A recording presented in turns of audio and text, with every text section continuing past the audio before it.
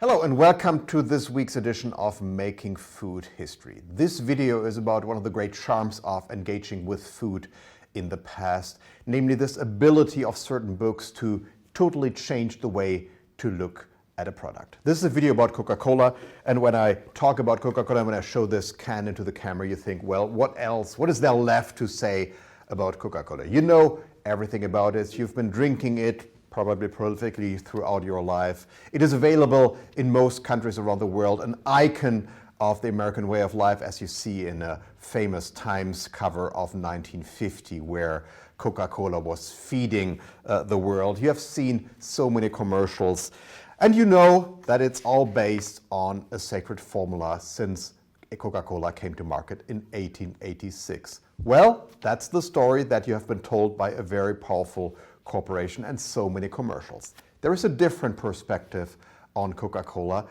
that comes from Bart Elmore's Citizen Coke, a book that we discussed in our reading group last week. The book departs from something that is evident on each and every can of Coke that is out there, the list of ingredients. Because if you look at the can of Coke, you see it's made of water, sugar, caffeine, and coca leaves. And Elmore asks a very simple question: where does that stuff come from? And by following the commodity chains that go into Coke, Elmore opens a different window on Coca-Cola and its place in the world. For one thing, it emerges that Coca-Cola is a beneficiary of one of the great engineering projects of the modern age, namely the making of a safe and reliable water supply. If you ever wondered where does the water in Coca-Cola come from, well, it comes from the same source that you're using yourself, the tap. And very often that water comes at a great discount. Coca-Cola is also a major consumer of sugar. In fact, it has been the largest industrial consumer of sugar on world market since the 1910s. And that has made Coca-Cola a major player in the politics of sugar. And the politics of sugar is a very important field of agricultural subsidies and protectionism. Sugar is the second most protected agricultural commodity after rice, and Coca-Cola has played a very significant role in the politics of sugar throughout time. There is the caffeine, which has been a source of constant troubles. How does Coca-Cola get all the caffeine that goes into its Coca-Cola? Well, until the 1950s, when the coffee industry discovered that it can sell a lot of decaf coffee. Decaf coffee became popular in the affluent societies of the West. And if you ever wondered where all that caffeine went that had to be extracted from the coffee beans, well, now you know. It went into your can of Coca-Cola. Yes, Coca-Cola was also an outlet for waste, because if you produce decaf coffee, you have a lot of caffeine that needs to go somewhere. And there are the coca leaves. Coca leaves contain cocaine, and yes, cocaine was in the original Coca-Cola as it was produced for the first time in 1886. So much for the sacred formula. There is no longer cocaine in your Coca-Cola, in case you're wondering, because several US states imposed bans on cocaine in the early 1900s. Georgia, where Coca-Cola is located in Atlanta, Georgia, imposed a ban on cocaine sales in 1902, and Coca-Cola decided that from then on it would lose coca leaves where cocaine has been extracted.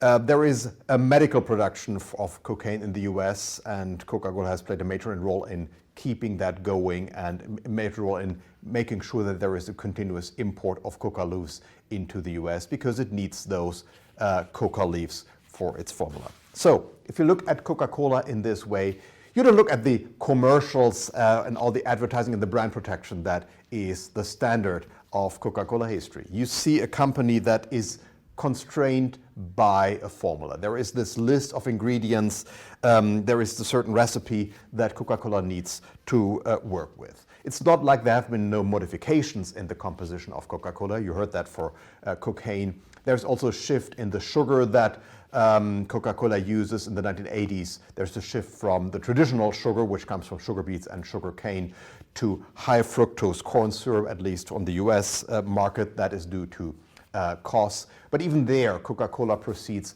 very cautiously lest it violates the sacred formula. So you see a company here that is extremely limited in what it can do to change and innovate on the resource front. This company needs the control over these resource flow, because if it does not get these different ingredients in the right quantity, it just cannot produce its product. And the amazing thing is, this is how it has worked for 126 years and counting. You see a company that is strong at the center of a web of supplies, even though it is not under direct control of its commodities. There is a long tradition in the Coca-Cola company that Coca-Cola has avoided to produce these resources in-house. It has traditionally bought them from other producers because it has reduced capital outlay, has reduced vulnerability.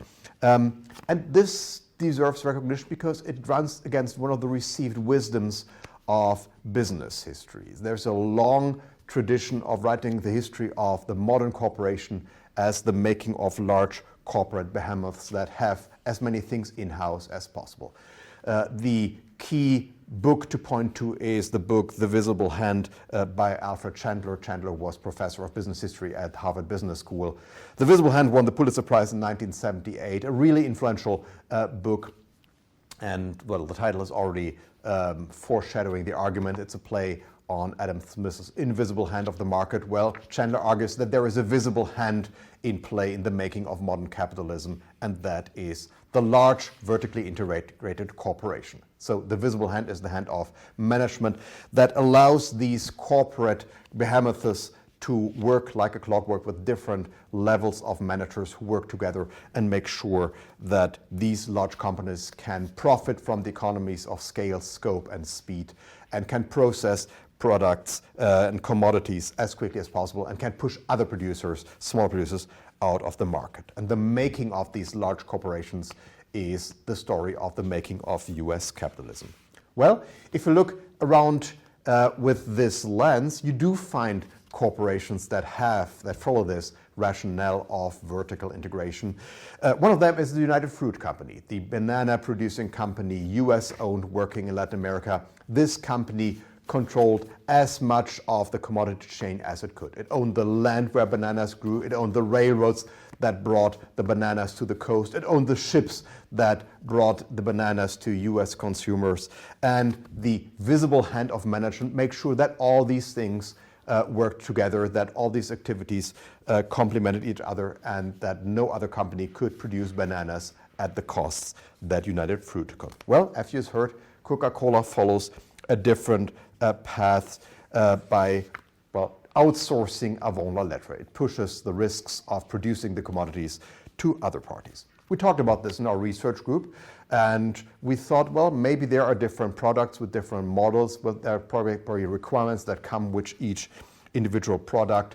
When it comes to bananas, for instance, it's very important to have this commodity chain as quickly, as seamlessly as possible, because if you let a banana rest in a harbor without artificial cooling, the banana will rot very quickly. But there was a sense in the room that maybe this model of vertical integration is facing limits in the food business, that many food companies pursue the path that Coca-Cola has by and large followed through its history, avoid resource production and try to work with other producers. Position yourself as at the center of a web of flows rather than seek complete control over as many stages of production as possible.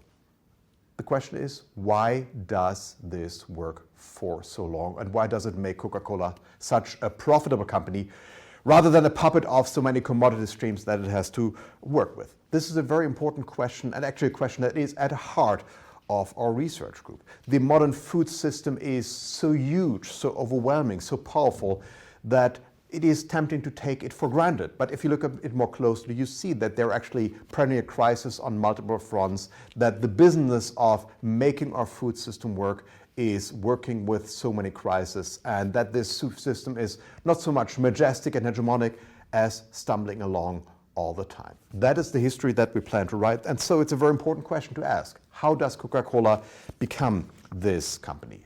I'll give you 3 points that allow Coca-Cola to work with limited control over its, or in-house control over its resource flow. The first is Coca-Cola grows in a landscape of abundance. And this landscape of abundance, this land of plenty, is very recent. It's very American. It is the kind of situation that you find yourself in the US from the late 19th century onwards, that there is always an abundance of supply. You can always expand, and you can always find other companies on the market. When Coca-Cola is in the early 50s and looks around for where to get its caffeine, well, it gets an offer from Monsanto for synthetic caffeine. Coca-Cola doesn't want this, but it doesn't need to buy Monsanto's caffeine because it can find other sources. You will always find some other suppliers because there's just so much stuff around in the modern world of plenty. The second point, there is an alliance with the state, and I think that is an alliance that we'll look at very carefully and very extensively in our research group. We cannot understand the making of the modern food business without a state that is going along and that's supporting these companies in all sorts of ways. And Coca-Cola, in a way, was very fortunate having the state on its side from the start. There was very little that the interventionist state found with Coca-Cola that needed guidance or management or control. When it came to impurities, when it came to quality, a key concern around the turn of the century, well, Coca-Cola took care of that out of its own self-interest. Once you sell bottles of Coca-Cola to an entire country and beyond, you need to make sure, out of your own brand protection interests, that the quality is right in these bottles. So you have a very cozy relationship between the Coca-Cola company and state authorities. The epitome is probably World War II, when the Coca-Cola company pledges to supply Coca-Cola to each and every soldier out there in the field, and the military is very happy to work with Coca-Cola on this because they like it when soldiers drink non-alcoholic beverages. That forges an alliance that, well, matters for the globalization of the brand. With the US soldiers comes not just liberty, but also Coca-Cola.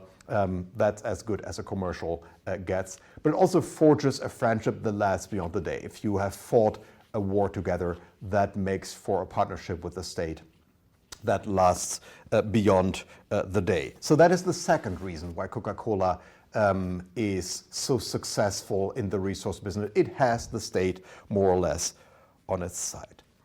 But there's something else. If you look at Coca-Cola as a web of commodity flows, of resource flows, of dealers in this web, there is an air of inevitability about Coca-Cola. It is the one player that has to be there, the one player that you cannot work around.